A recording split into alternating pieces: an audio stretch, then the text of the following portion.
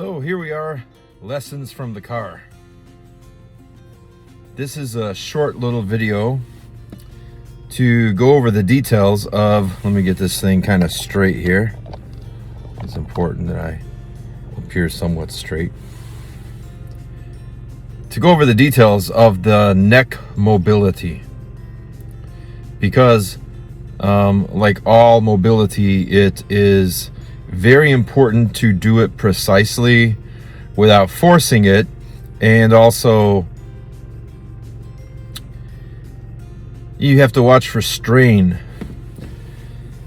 We take the mentality of like lifting weights or doing calisthenics, and we tend to apply that to mobility, but mobility is very soft, and your mind has the ability to listen or perceive deeply. It has the ability to look deeply into something. So that's the mindset you should have when you're doing your mobility. You should feel, try to use that aspect of your mind to penetrate into the feeling of not only your muscles, but your bone structure. In this case, your vertebrae in your neck, your cervical vertebrae. You have to feel for adhesions. You have to feel for calcium deposits and feel for tightness. And you have to develop a sophisticated ability to penetrate and search with your awareness. So connecting mind and body together. So truth is, mind and body isn't separate anyway. But it's kind of like an ocean and a wave. Upon first glance, the wave is different than the ocean. It has its own characteristics and its own lifespan. But from a different perspective, the wave is never not the ocean. Both are true. So it's the same thing with mind and body.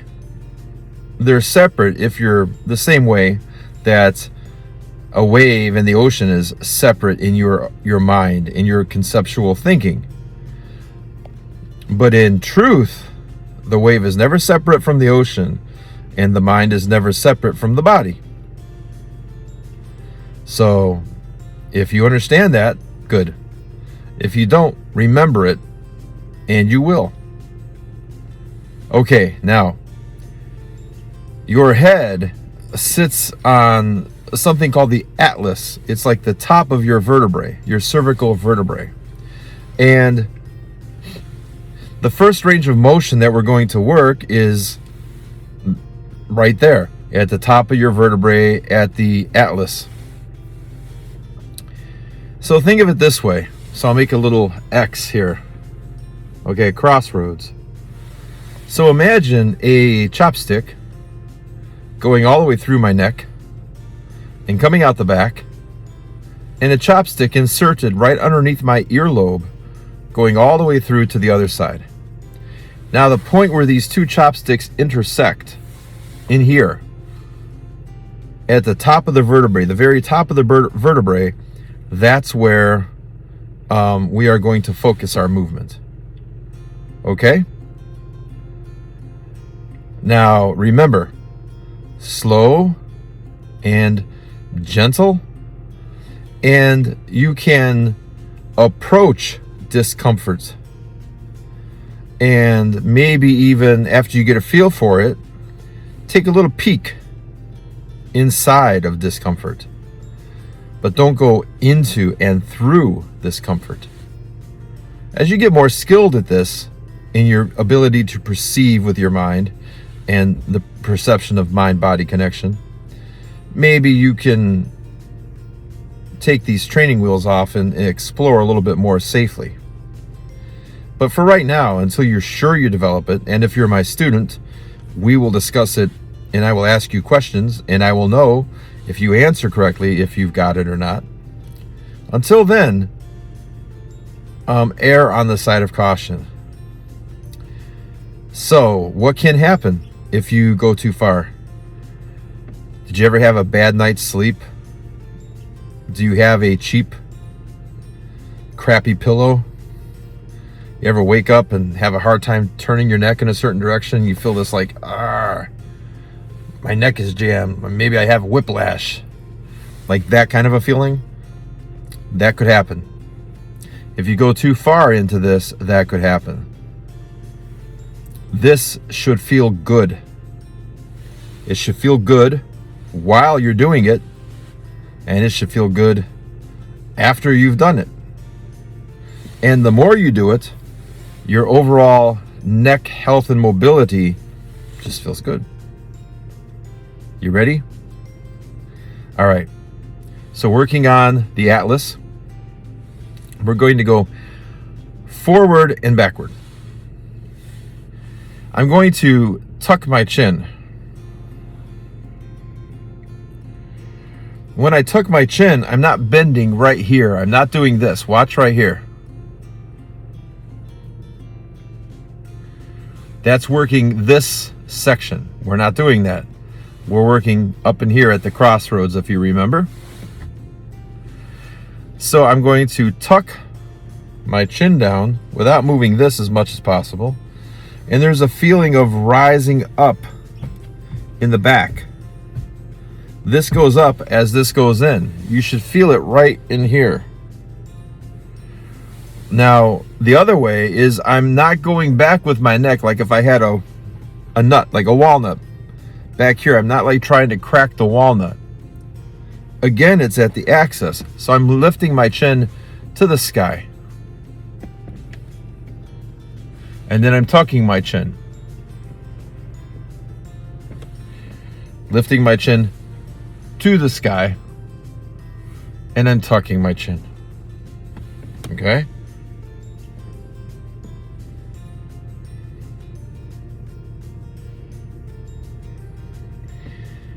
It's not a huge range of motion. Don't worry about that. Worry about feeling it in the right place. Nice and slow, nice and gentle. I forgot to mention your shoulders. It's very important. You want them up, back, and down. Don't lift them up, and you will probably, unintentionally. Watch for it. Don't let them come forward and slouch. I don't think slouch is a word. Don't do this. Have them up, back, and down. Okay? That stays as you do this. And use your imagination. Try to see inside at the crossroads. See if you can feel like there's a ball bearing there.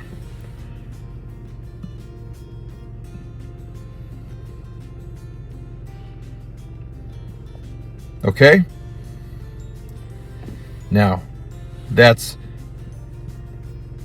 this. So from a side view, it's this. Now we have to do this,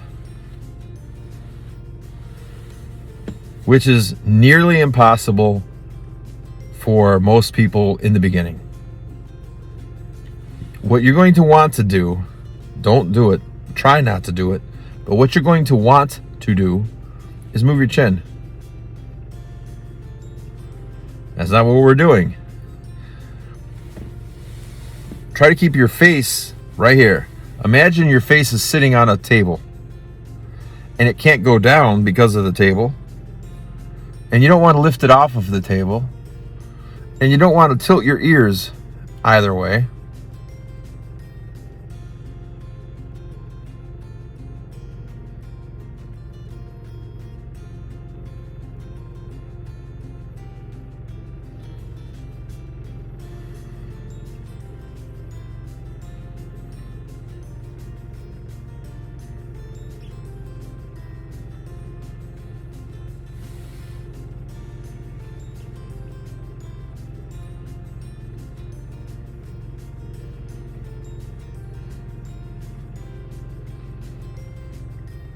This works at the axis, but if you notice, it's the same side-to-side motion down here as well. This gets both. So here my vertebrae, my cervical vertebrae, are kind of angled in this direction. But up here, it's here. You see?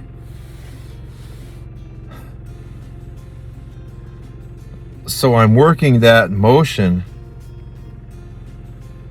here and here.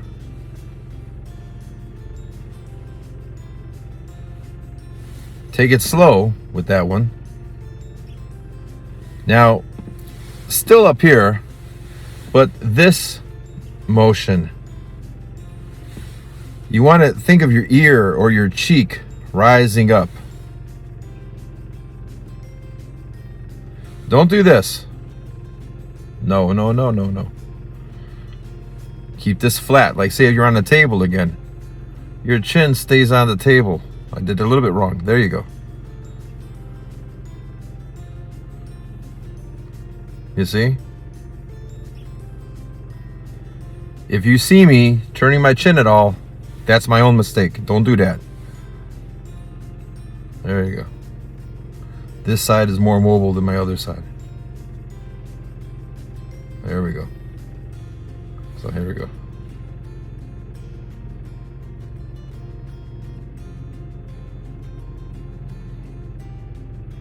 Try not to move from here at all. Try to keep that stationary. Now when you go up here, see this shoulder? Go down and go up, and you'll feel this nice stretch. When you go other side, up and down, and feel a nice stretch.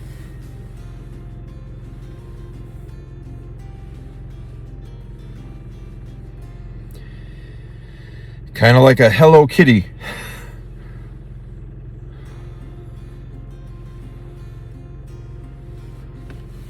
Cool. Front and back, side to side, rocking. Now, we're going to move down here more.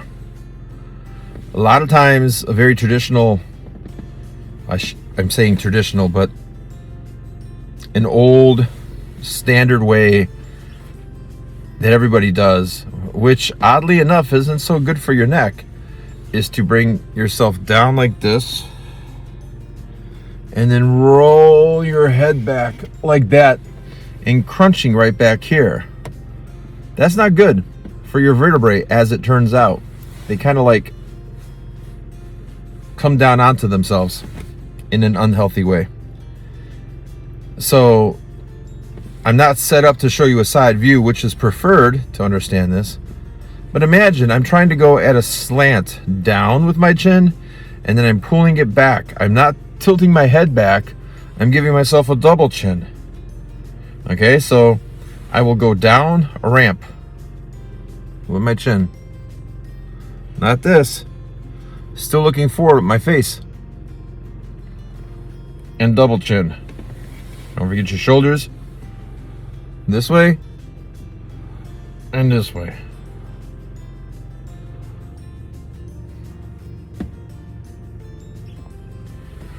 This works here, and it also works on the atlas and all of the vertebrae in between. You understand? Forward and back. We already did side to side. Now, this one's a bit difficult. We're almost there. There's two more. This is our, by the way, if I didn't say it at the beginning of the video, at our dojo, Bujinkan, Makoto-An, Nimpo Bujitsu Dojo. Easy to say, right?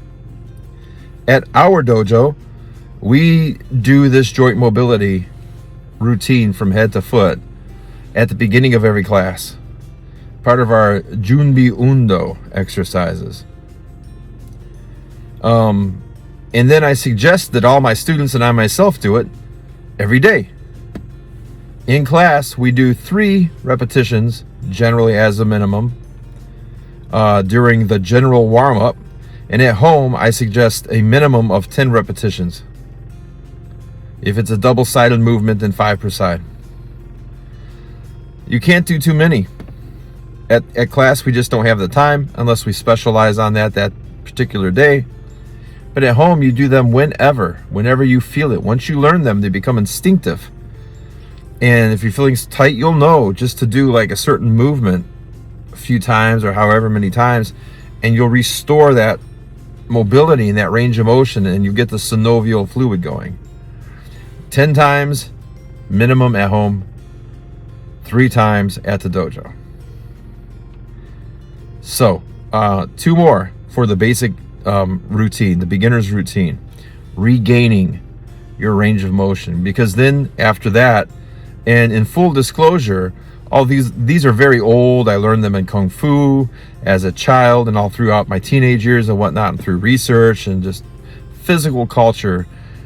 But for me, they were really packaged the best by Scott Sonnen of Into Flow and Armax and all of that. Now everybody does his stuff and doesn't give him credit, but I mean, he didn't invent it, of course, but he was the first one to package it the way he did. So kudos to him, and he helped me greatly.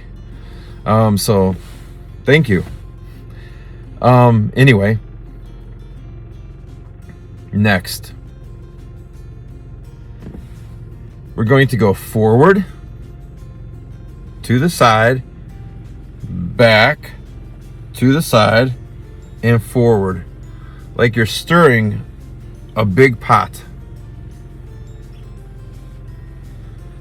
And you're working a circular plane here and at the atlas. Oops.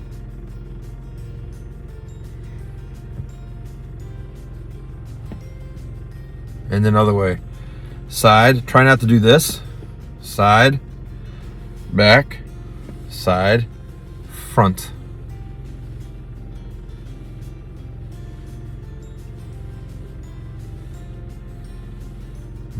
Feels good.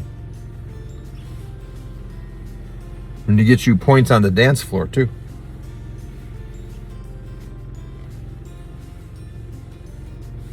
Okay? And then one that I first learned in yoga. It's part of a variety of yoga systems, but the one I practice, Upa Yoga. Tilt your head down, chin to chest. Look at your, in this case, left shoulder.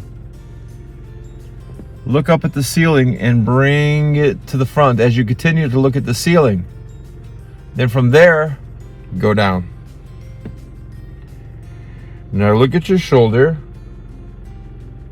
Look at the ceiling. Keep looking at the ceiling as you go to the front, and then down.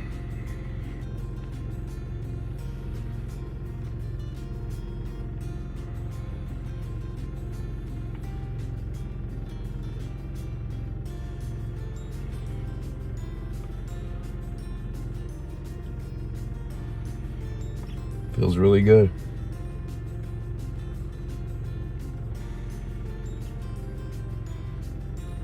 And that's it.